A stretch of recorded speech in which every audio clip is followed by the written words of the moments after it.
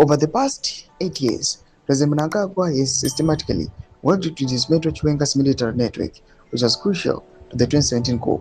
Senior officers loyal to Chiwenga have been retired or dispatched to distant embassies, effectively neutralizing their influence. Sanapenda mashukubulani kwa pangwa inachona kuti VP Constantino Chiwenga and his allies paripangwa yakauma is we are seeing kuti Uganda they are pushing kuti wakwanise kupasa their bill not for subscribe or like on the bell icon. And furthermore, Mnangagwa has aligned members of Chiwenga's family while promoting his own relatives, a clear indication of his efforts to consolidate dynastic power.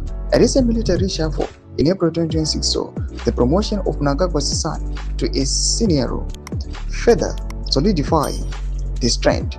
This calculated weakening of his deputy suggests a final showdown between the two powerful figures is inevitable, though it remains unclear whether Chiwenga still commands significant support within the armed forces or is relying on a handful of retired officers. For now, Chiwenga has avoided direct confrontation, opting instead to deliver sermons in church using biblical parables, such as the story of King Hezekiah, who persuaded God to extend his life by 15 years, only to bring disaster upon Judah as a veiled warning to the president. The democratic opposition, already weakened by years of suppression, faces an uphill battle against Cap 3.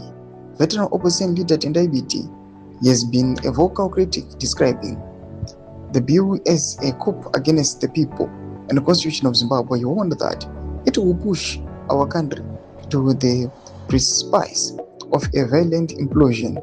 Biti himself was arrested in Mutare in March 2026 while mobilizing people against the bill, highlighting the risks faced by those who dare to challenge the ruling party. Toma developments are buda pangwa inoi. Pena comment section medu za fungu enyi mwaru kulipa msuru pechitu kwa ishi. So subscribe or like, on the bell icon.